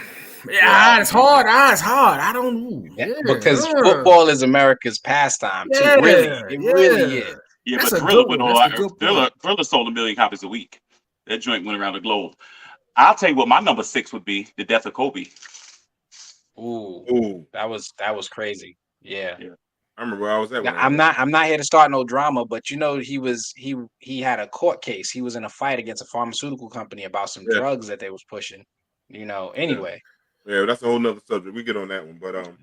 But Jamie said he got an honorable 5. He want to let us know. So Jamie, what's the honorable 5? Better not be Jimmy Walker in that list, Jamie. Honorable 5. Yeah, that's good. Bro, yeah, that was dope. That's a good one. Yeah, dope. Jackson, Yeah, those three, video, that's yeah, three. album Yep. video, yeah, No Motown question. 25 Moonwalk, yeah. Oh, Oh, Black yeah, Panther, Black Panther, Panther, yeah, yeah. absolutely. I know that Yeah. one. Debut, George Ford Floyd, protest. Yep. Oh yes. Black exploitation This is movie. definitely. But Definitely. that was a time. Hold That on, was an era. go back. Sam got one bullshit one in there though. That bullshit one. Oh my God. Versus on Oh, I Instagram. didn't Versus was good during the pandemic. I Yeah, didn't they see got us that. through. Yeah, Roots? that's good. Yeah, that's a Series, good one. Yeah, It's a good yeah. one. That's a And good book, one. yeah. East Coast, Sad West but Coast. true. That one Sad was but there, true. yeah. Jamie, but Sad you but played that true. one black movie. You shouldn't call no black exploitation. There was some bullshit in there. That one with that dude with that pony, that rat tail. That's on Grownish. That shit was some bullshit. I don't know if it was some Shaft remix or some shit. Some hood movies he made. That shit was trash. Sam. Don't ever put that shit in there again. But also, yeah, my man texted me. He said we gotta mention Run DMC changed the world of hip hop. That's true. Yeah. That's on Sage at Live Aid. All the true. people gave and the poor got paid. Yeah, they took it to another level. I have to admit. I was thinking about Run DMC, He changed the dress culture. That's true. My man said that because. But see, when you think about Run, then I start thinking about L. No, but no. You got to go Run first because they changed the chains, the look. People the run up Adidas. look like village people. African Barbados up there touching Yeah, that's a boy good point. booties with feathers in his head. Skinny ass shades he wore and shit. But then it's like if you say man, Run that's DMC, too you say perfect. NWA. So it like I tried to leave the hip hop alone I because know. it was like it's so many. Yeah. So many. But that's why I said that's why think about it. Curtis Blow basketball I heard was like the first, pop chart rap song that went, they're playing basketball, whatever. Like so you had these moments that kind of helped propel, that genre. Yeah. But, Yeah, it's so many. We could talk about Al B. Shore trying to save the light skins. You know what I mean? He tried. He helped. He tried. had a smash in the 80s. They had Save. a smash. He had them all. Wait. In We the had, 80s? we had an entire decade, damn it. What decade was that? That was the 80s. Please. That was us. That was light skinned folks. They did. Wait. Jordan You came sure? in and helped us. Jordan and Wesley Snipes came in. No, Wesley Snipes killed us. Wesley Snipes. Right. I was It gonna ended, say, it we ended got with some Wesley names. Snipes. Listen. Right. It ended Stimulus checks with so Wesley Snipes. hilarious. That Who? shit was a come up. What about the stimulus? That shit. What about the stimulus that checks? shit is funny. Lots of black business started because of that. Absolutely. Motherfuckers popping bottles. They was killing on the stimulus. I ain't gonna front. Sean got that one. That's funny as hell. Funny as Megan hell. Ford on Joe Budden's podcast. Wait, Melissa Ford? Melissa Ford? Megan Ford. Melissa Ford got to be. Melissa Ford. Oh, okay. Melissa Ford is dope. I'm not gonna lie. Still to this day, killing it. Pound Yeah. for pound. Pound for pound, still killing it. But anyhow, man. But Can we at least admit in the 80s, Eddie Murphy was the man. He was the man in the 80s. Yep, no doubt. No Without a doubt. question. He took it to rock And Magic Johnson was the man too. I'm That's just what I saying. said. You had who you said? Damien, sorry, you said Magic and freaking. They was killing it. That Magic ran and the Eddie Murphy. NBA. Magic ran the NBA. Eddie ran film. Michael ran music. Yeah. Michael tried to be light skinned. You know, he had an adjustment. He got a little lighter, but the main two, you know, Prince. I hate to say it to y'all, Prince. Michael was a bigger star than Prince. Yeah, he was. I hate we to say, could I'm not also saying say, he, you know. Go ahead. The Last Dragon Michael came got out in light what skin. 85. Time out. He was the dude. Bruce Leroy. Only he was problem out with there Bruce when it Leroy came. is somebody that whooped showing up behind in Harlem. So about some, especially at that pizza place. Yo, Jamie mentioned it in the back Magic Johnson announcement. I remember that shit where I was at. Oh yeah. I was in the dorm. yeah, I was in the dorm, and we was like, I hope it's not true. But they said, yo, ESPN, everybody turned to ESPN at 6 o'clock. We all gathered in the lobby of the dorm. We saw Jerry West and Kareem. We was like, oh, this don't look good. This is the blackest conversation in the world. I got 5. I'm trying to uplift people, and I should just went dark, man. Damn, you know. Yo, I did a good list. Put our trauma out there. The most impactful moment in pop. It's supposed to be pop culture. You know what I'm saying? No, well, Damien can't do that. Damien can't do that. He don't want no laughter. I said titties. Damien want fight the power 24/7. I said Obama winning the election. In the pop culture. Damn. Look. You know. No, but there's a good list though. Good list. This will be debated amongst podcasts all over the world tomorrow. They like stealing our stuff, right? All right, man. So let me see some topics, man. Let's get it in here. In the NAACP travel advisory warns Florida is opening hostile towards African Americans. Thoughts on that, James, brothers? NAACP has issued a travel advisory for Florida just days before the Memorial Day holiday weekend. Controversial new laws have led the group to claim that Black lives are, quote, not valued here. Local 10's Glenna Milberg is live with reaction. Glenna. Nicole, we already met visitors who are here for Memorial Day. These stanchions for the weekend were brought in just a few hours ago. A lot of people really haven't heard about this travel advisory just yet, but businesses have, and they are bracing. And from Black-owned businesses, the reaction is a bit more complicated. At historic Dunn's Josephine Hotel in Overtown, African-American history is baked into the experience that culturally diverse clientele come for. I support it. I really do. I think that, we have to make a stand as African Americans about our history. Owner Kristen Kitchen gives voice to Black business owners who both support the NAACP travel advisory and may also face its effects. If there is an economic impact to us, we need to make those kinds of sacrifices in order to make change. The advisory is right there on the front page of the NAACP website and details the protest over new state laws it calls anti-civil rights, like restrictions on African American history lessons and roadblocks on diversity and equity training, fingers pointed squarely at the governor. Is business worried? The Florida Chamber of Commerce had no comment on the advisory, but wrote Florida moved to number 1 in the U.S. for Black-owned businesses. We would implore them to make that investment in Miami because they will be investing in a lot of the same constituents that are represented by some of those groups. Too soon to see signs of a travel advisory effect here on South Beach. Did you hear about the NAACP travel advisory? I have not. No. But there are signs that visitors are paying attention. Really, they wouldn't want me to spend my money here if they wouldn't want me here. So the advisory was actually posted on the website, came out over the weekend, late Friday, and the governor's office had no official response to it and still has not. But there are a series of tweets from his spokespeople on Twitter and the like, talking about mostly numbers that are very favorable at Florida business and tourism, and also pointing out that the national leadership of the NAACP actually does live in Florida. I'm Glenna Milberg, live on South Beach tonight, Local 10 News. Lots of conversations being had. Thank you, Glenna. Now to Okay, so this is my point on it. My parents were both members of NAACP. I don't think the NAACP has a presence with young people in our community today. I don't ever hear anything about it. much like I used to hear about the United Negro College Fund. I had never seen a person or knew a person got a dime from it. Never. I just never knew. I'm sure somebody did. I just never met one person that even factored that in when trying to go to college. It just seemed like it was some type of uniform or something. I just don't think, I think, and the reason the lady said she didn't hear anything about it, because you don't hear anything about the NAACP. At least I don't. So I don't know that people will recognize them nationally when they tell you something that you would listen to this or whatever. I think what happens in our community, unfortunately, if you have entertainers, if you remember when Zimmerman shot Trayvon Martin, Stevie Wonder said, "I will never perform in that state again as long as that hold your ground." Stand your ground. Stand your ground was in place. He would never do it, and he's willing to take that stand. If Drake came out and said it, if Jay-Z came out and said it, if whoever the young artists are today came out and said it, I think that would make more of an impact than NAACP, which I don't think people connect with or relate to anymore. Yeah, I want to try to see both sides of it, but I'm with you.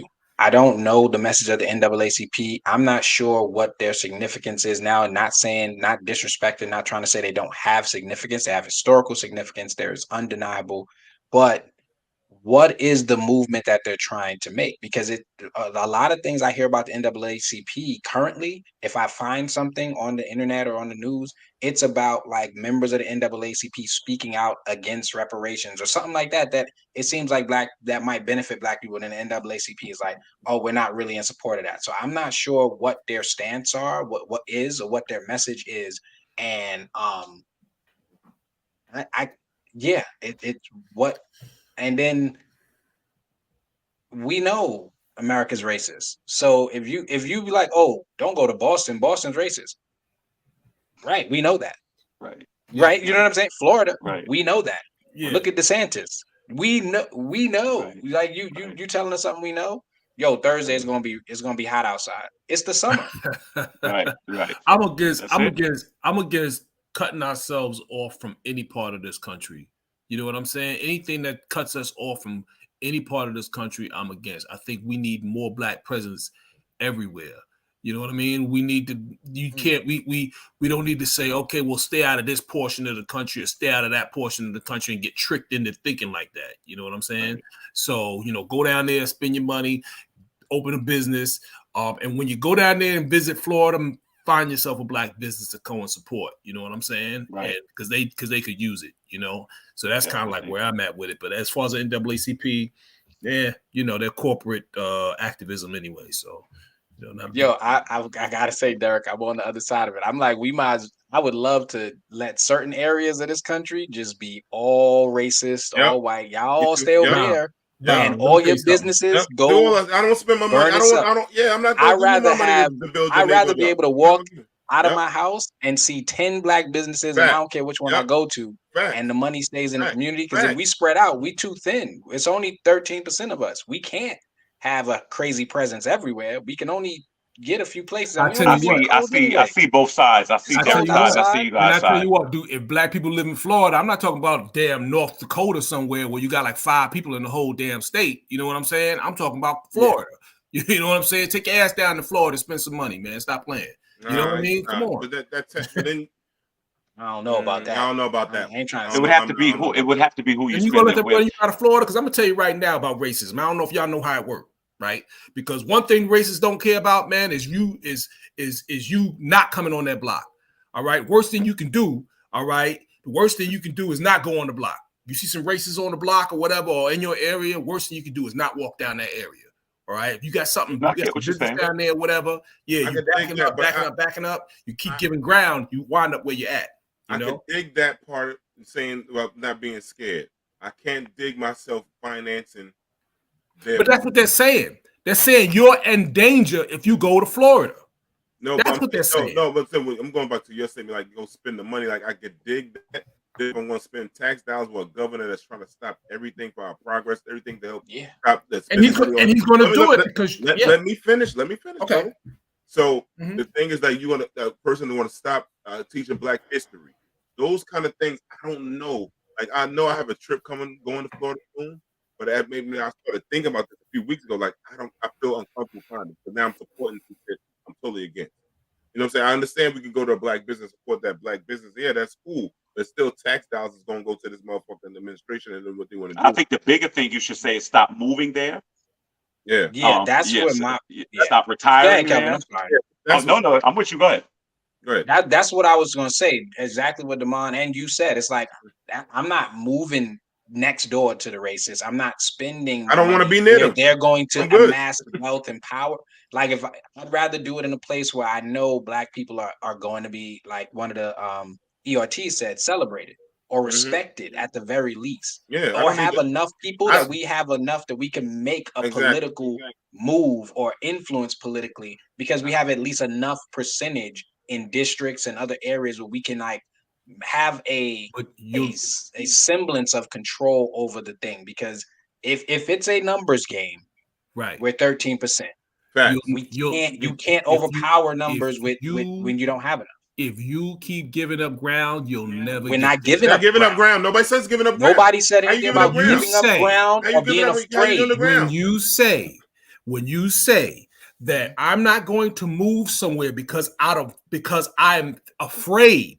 All right, didn't say I was afraid of nobody. This is what This is what the NAACP we're dealing with. What this whole this is what they're talking about. They're saying if you go to Florida, literally what they're saying, you're in danger. That's what the whole thing says. See, I didn't know it was a danger thing. I thought it was just basically you didn't agree You're with in danger. His level of That's what government. it's saying. It's a travel advisory, all right, against going to Florida because you are in danger. No, that's not how you deal with it.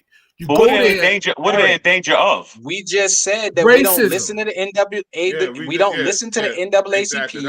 Exactly. We don't know their message. We also said you're agreeing racism with is them. everywhere. No, we're So not if agreeing you with say them. Why you doing racism is in I'm Florida, agreeing. we know We're it's not in agreeing with Boston. We know it's in Nevada. Yeah. We know it's everywhere. So they're not telling us anything. We Okay, don't so let me get know. this straight, just That's so what we my clear, point because I may be behind Yeah. on this. I thought DeSantis introduced legislation that you cannot have like African historical classes taught across There we the go. state, right? Yo, That can was we- it, right? Am I right? Can we- So I thought can we- the NAACP is saying because of that, we want we to bring make him Sean- feel it. Can we bring Sean's? You cut Kelvin off. I'm sorry. No, it's no problem. It's no problem. I'm just saying, in other words, I want to be clear so I don't mislead the audience. My understanding was DeSantis is not allowing African American history to be taught in public Right, schools that's true. and at the university level in some cases, right? That's So true. I thought the NAACP was saying, don't come down here and spend your money because we want to make sure that you don't continue to support the state with the government presently in place. This governor. That's what I thought. I didn't know it was some type of be afraid for your life thing. If that's the case. Listen, that's what I'm saying. You have to understand how that thing stacks, man. When they turn around and they say things like, "Oh, we're not going to support this, that, and the third," they're trying to tell you not to come. And Sean just says, "I'm sorry, EOTs, I'm gonna get to you." Sean just said, "You got to know how to move around, just like parts of New York that's racist. When you hear don't go, you have to go." All right, that's how it starts. You know what I'm saying? When you start getting, that's what I'm saying. When you're giving ground like that, all right, you keep retreating. Okay, these people are racist. We're not going to support them because of X, Y, Z. You know, we don't want you to spend your money down there. Come on, man. You got people, and he just showed you. They got there are black people down in Florida. All right, they're there. Yeah, they're there. Yeah. May I so ask that's you a how question? You, yeah. So let Are you saying that black people should go where people are warning them that there is open hostility on their lives? I'm saying because black that's people. what it I'm sounds saying like black you're people saying. black people need to live where they are, and they need to take a stand, and we need to support black people who are taking a stand wherever they are. If you living where you're at, you chose to stay there. Support that person and support them staying there, man. Don't. But Derek, I wasn't saying leave. I was saying don't. Saying that. I don't think any of us are saying that Nobody's at all. saying that. We're not even. I think we are all agreeing with you on that. I would agree with you 100% on that. We got to support people where they are because we can't just tell people pick up and move.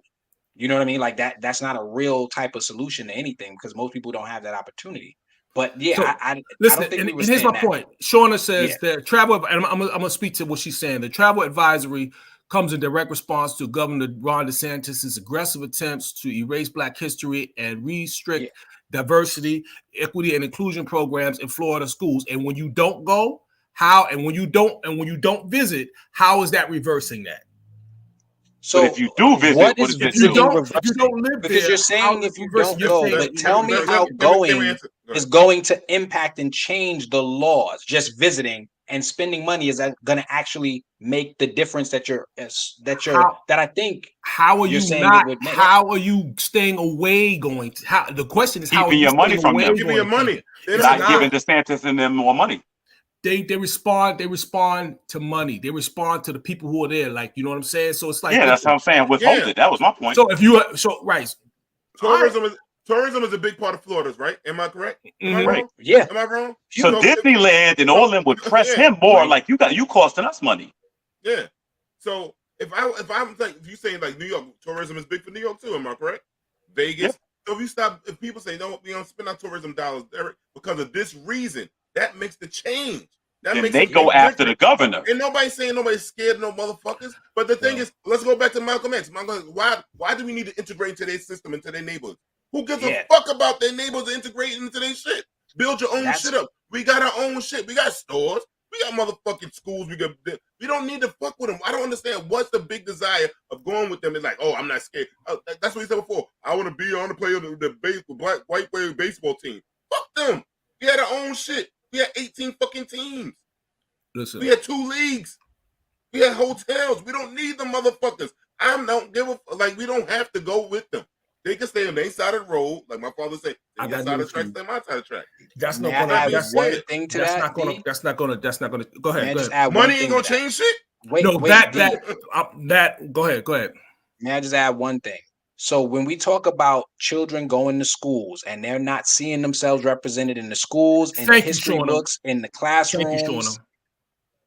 if we're talking about like the impact it has on a child to see black teachers, to see black people in their textbooks, to see black people on TV and things like that, and they're restricting that type of stuff, Black Greek organization, all that stuff, then going to Florida could actually limit their exposure to the things that we know improve the childhood, the life, the existence of black people in general, if we know it's being restricted. So I can't, like, I don't think I'm arguing with you and telling you like you're wrong, I'm right. We have a difference of opinion, but I'm trying to see it from this larger perspective. And I gotta say, Damon is speaking from a perspective that I agree with, because we don't need to show up everywhere somebody starts a fire.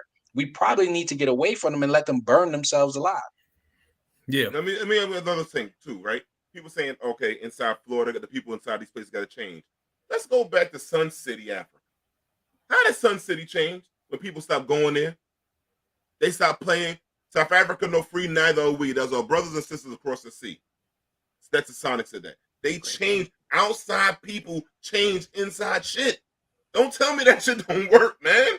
Look, are y'all serious? Look, this is what look, you're telling me? You can act. out Listen, there. outside people can assist, but it's going to be the person inside that's going to make the change. Yeah, but You I can wasn't give them saying for people assist, to move from but you there. I'm can't saying give- not to move there. Everybody, yeah.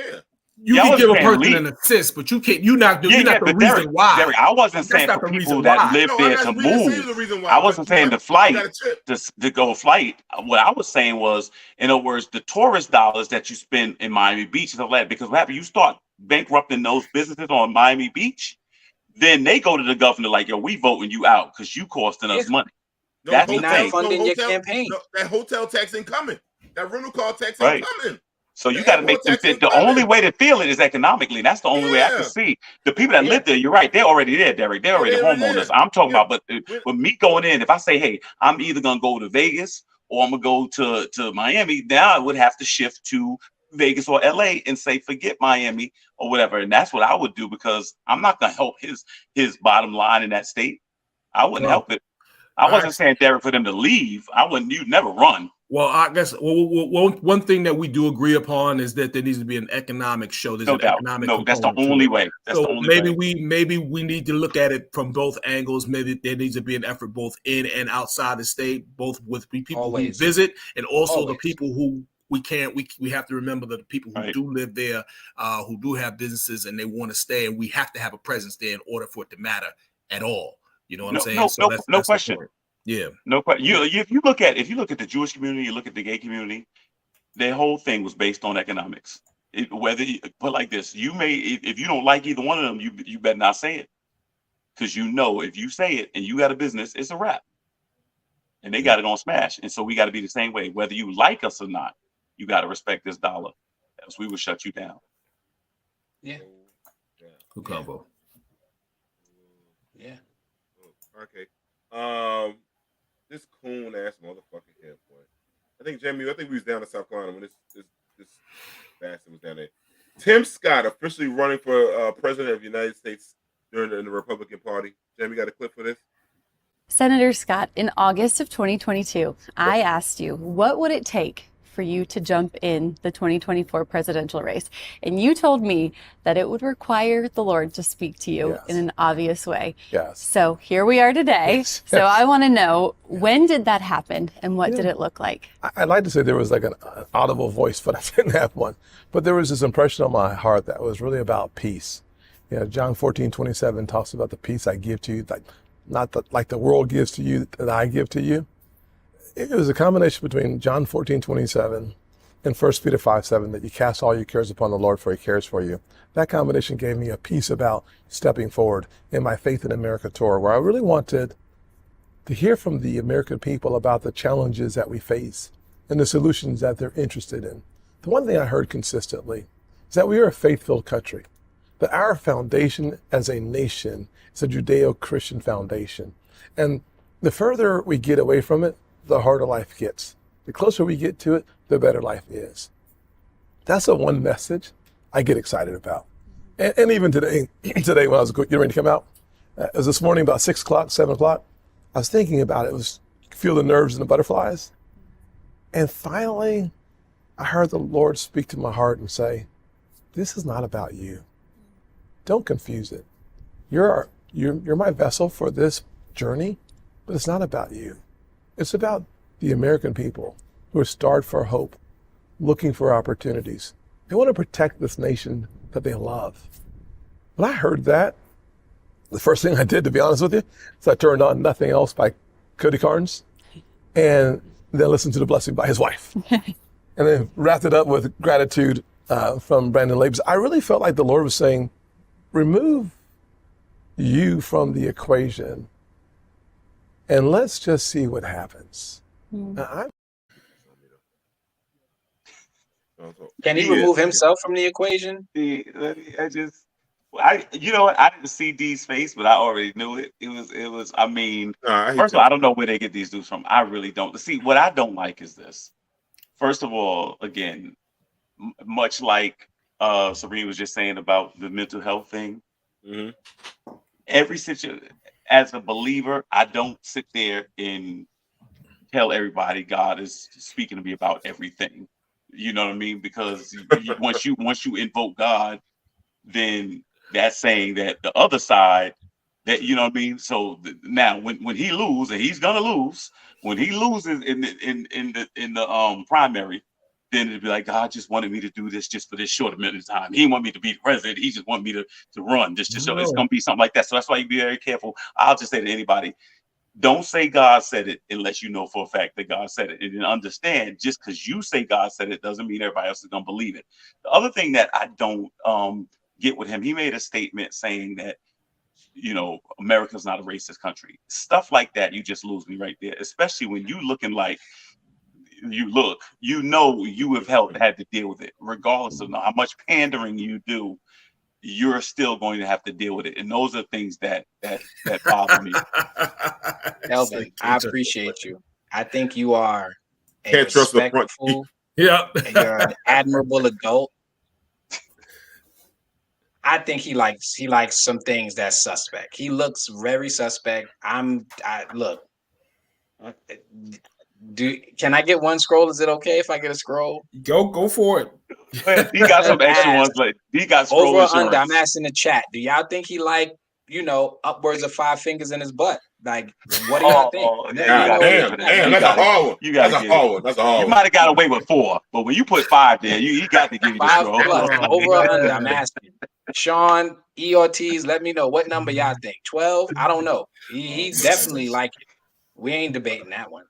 We just debating the amount. I would tell you like this, man. You might be looking at your president. I don't know. No way. No way. Wait a minute. Hear me out. Hear me You're gonna out. lose by 30 You think points. they cancel it out? Hear me out. 25, 30 points lost. I've seen Barack Obama. Mm-hmm. I've seen Donald Trump. Sean stupid. All right.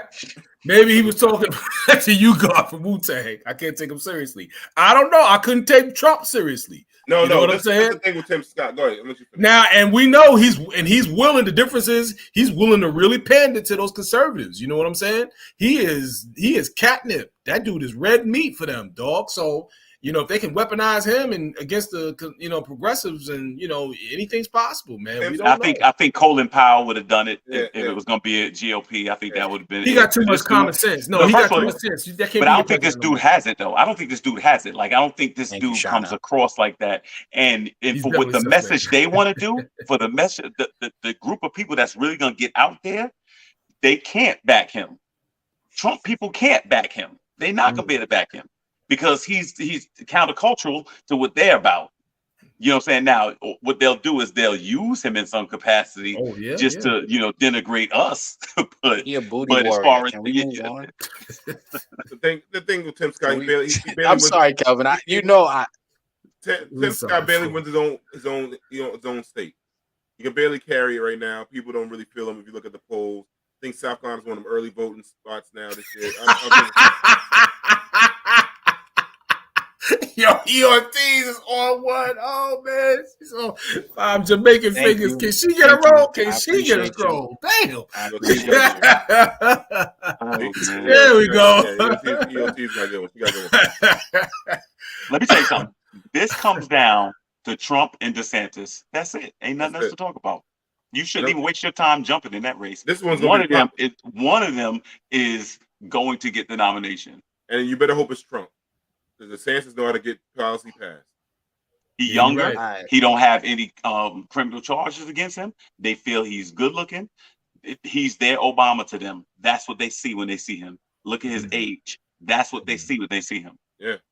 So you got he's more dangerous one out of all of them, man. Oh, I think DeSantis is gonna pull out some kind of rabbit hole paperwork on Donald Trump in Florida that he got, and gonna hit him with a whammy because they don't like each other. They're gonna wham. It's gonna be some last minute shit. He's gonna play nice until he can't anymore.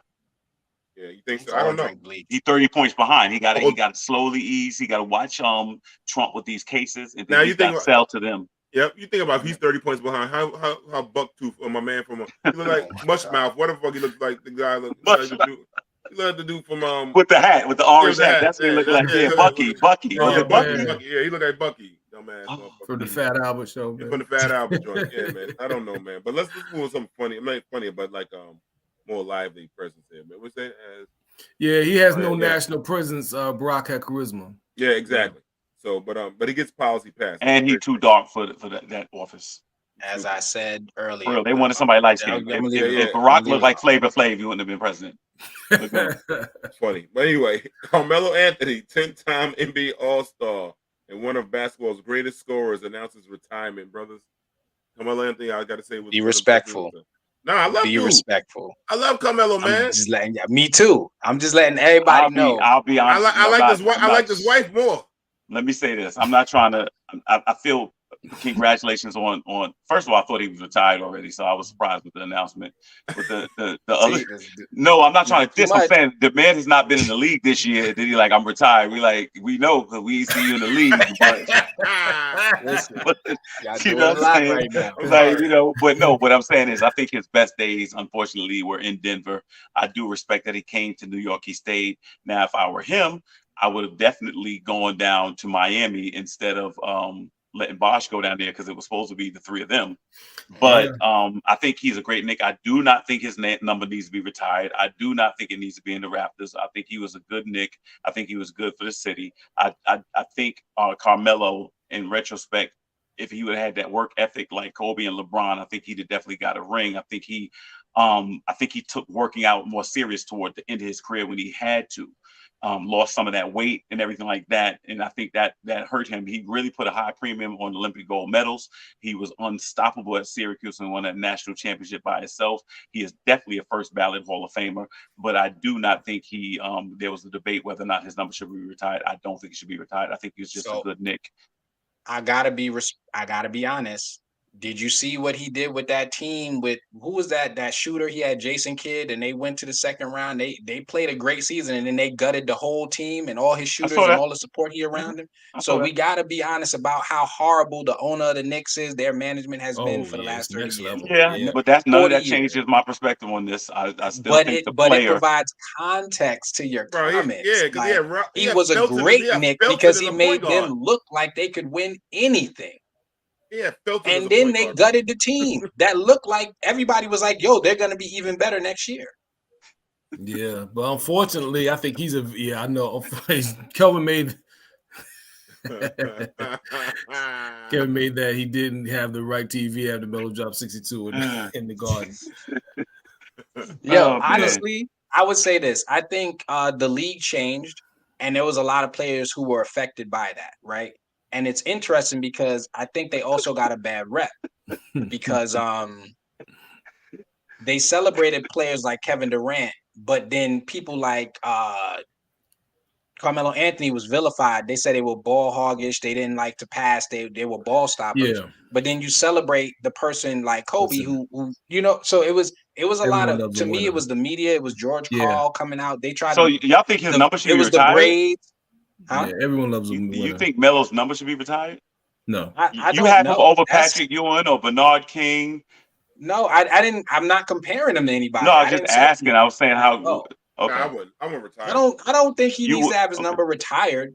I think he. We just need to celebrate the fact he was an exceptional 10-time All-Star. First ballot Hall of Famer. Yeah, he's a first ballot I agree with that. They're gonna have a Carmelo I agree with Anthony that. Knight or something like that. But they will. They will. Yeah, but, I wanted him on the team this year. I thought he could have helped him. Yeah. I thought he could have helped him off the bench this year. Yeah, he could always score. He could do that in the middle of his sleep. He's 6'10". I mean, he come off instant, buckets. But no, I'm sorry. I apologize. I wasn't trying to knock him. I wasn't trying to knock him. I jumped into a debate that we weren't having. So, congratulations to Carmelo Anthony. So, this year that I didn't see him, I guess now he's going to retire. So, because I'm thinking he's going to come out in the finals or something. But then I guess because he wasn't in the league this year, and then he's not in. I guess it was the New York strip club that derailed Melo. Melo don't hang out. Melo don't hang out. Oh, he was hanging hard. Melo don't hang out, man. I mean, that's New York. I like Carmelo. I like him a lot too. I like him. Only thing I ain't like the braids, but besides that, he's like me, man. I mean, they vilified him, Iverson. Marbury. They went after certain people specifically who didn't fit the image. They went after him first. Then he did some things later, but they went after him first. Marbury a little different. I'll give you that. Nah, they went after it was back when KG and Marbury. They went after. When he was at Minnesota. Yeah, anyway, we could get into that. The baby daddy list. He's top 10 on the NBA baby daddy list. I'm not acknowledging that. No, someone's right.